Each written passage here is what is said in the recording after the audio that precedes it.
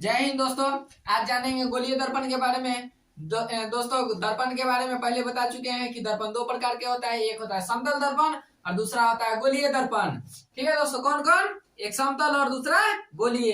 तो समतल के पिछले वीडियो में बता चुके हैं, आज बता देंगे गोलीय दर्पण के बारे में। देखिए दोस्तों, सबसे पहले हम आज बात करते हैं कि गोलीय दर्पण की परिभाषा। देखिए परिभाषा तो हम बता देंगे दोस्तों, लेकिन इतनी अच्छी तरह से समझा देंगे कि परिभाषा खुद आप लिख लीजिएगा। ठीक है, वीडियो में अंत तक बने रहिए। देखिए दोस्तों, क्या होता है गोलीय दर्पण किसे कहते हैं?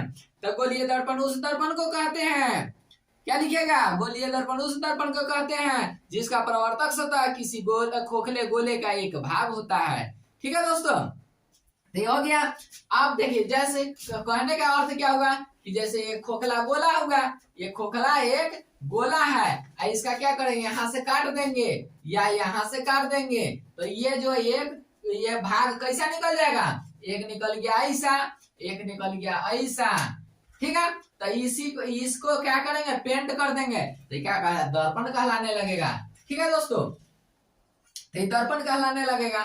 अब इसी प्रकार देखिए, गोलीय दर्पण के कितने भाग होते हैं?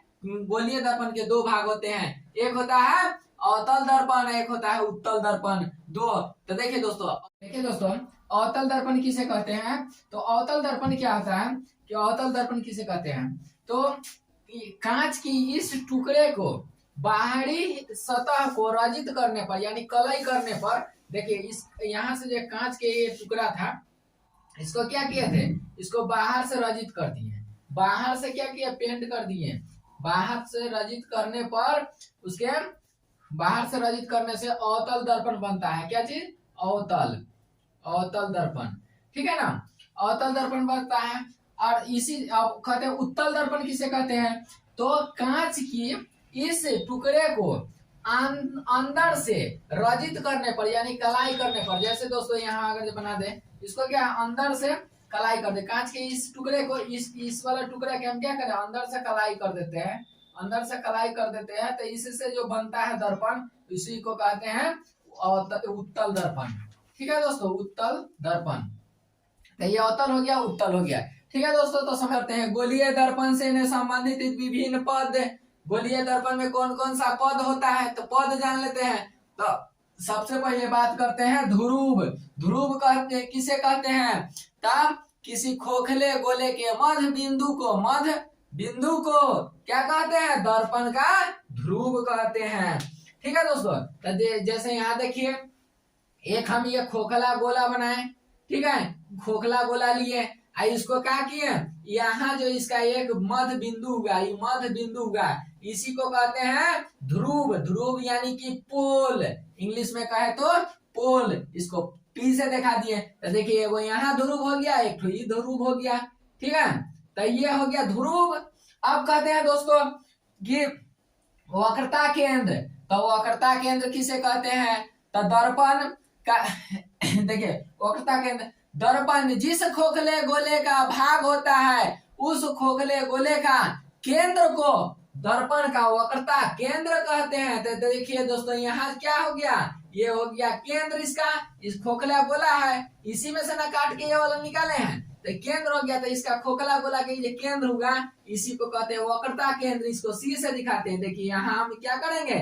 सी लिख देंगे, और ये हो जाएगा, यहाँ पी लिखे थे, ये वाला भाग यही ना है, और इसका देखिए यहाँ है। ठीक है दोस्तों, यहाँ हो गया सी, यहाँ हो गया सी दोस्तों। ठीक है, और यहाँ हो गया पी। अब दोस्तों बात करते हैं वक्रता त्रिज्या। तो वक्रता त्रिज्या किसे कहते हैं? तो दर्पण जिस खोखले गोला का भाग होता है, उस खोखले गोला का त्रिज्या दर्पण का वक्रता त्रिज्या कहलाता है। तो देखिए त्रिज्या इसी ना गोला, खोखले गोला के देखिए यहाँ से यहाँ जो है, यही ना इसका त्रिज्या होगा, और ये जो त्रिज्या होगा, यही त्रिज्या को कहते हैं वक्रता त्रिज्या। ठीक है दोस्तों, अब कहते हैं प्रधान या मुख्य अक्ष। प्रधान या मुख्य अक्ष किसे कहते हैं? तो दोस्तों क्या कहता है? इसका परिभाषा सुन लीजिए।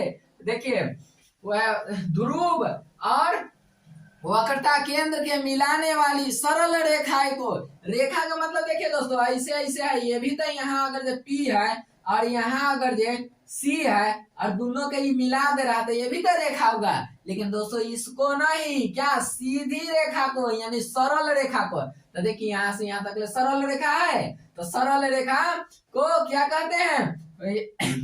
प्रधान अक्ष या मुख अक्ष कहते हैं, ठीक है ना, प्रधान अक्ष या मुख अक्ष। अब कहते हैं फोकस, फोकस किसे कहते हैं? या फोकस दूरी।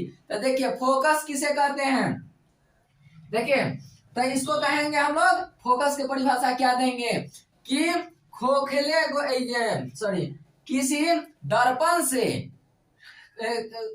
दर्पण के समानांतर आती हुई प्रकाश के किरणें जिस बिंदु परावर्तन के बाद मुख अक्ष के जिस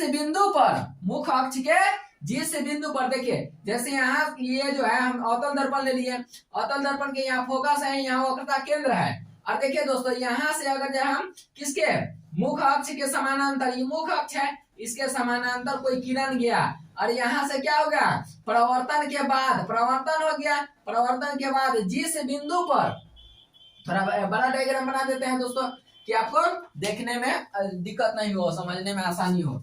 देखिए दोस्तों क्या होता है, मान लीजिए कि एक अवतल दर्पण हम बना लिए, ये अवतल दर्पण है, इसको कलाई कर दिए इधर, तो दर्पण हो गया, ये कांच का टुकड़ा था यानी खोखले गोला का। अब देखिए दोस्तों यहाँ पोल हो गया, यहाँ वक्रता केंद्र हो गया, ठीक है दोस्तों। अब फोकस की बात कर रहे थे तो क्या परिभाषा बताएं कि ये मुख अक्ष के समानांतर, तो मुख अक्ष के समानांतर आई देखिए दर्पण से परावर्तन के बाद जिस बिंदु पर, देखिए इधर से भी हम किरण भेजे और इधर से भी किरण भेजा, यहाँ से टकरा कर क्या होगा? यहाँ गया, तो जिस बिंदु पर, इस बिंदु पर जो टकरा थी वो मुख अक्ष के जिस बिंदु पर काटती है उसे कहते हैं फोकस, ठीक है दोस्तों। अब होता है दोस्तों फोकस दूरी, तो फोकस दूरी किसे कहते हैं? ध्रुव से और फोकस के बीच की, ध्रुव से फोकस के बीच की दूरी को कहते हैं फोकस दूरी। तो ये जो यहाँ से यहाँ तक की दूरी जो होगा, ये वाला दूरी, इसी को कहते हैं फोकस दूरी, ठीक है दोस्तों। तो यहाँ तक आपको समझ में आ गया।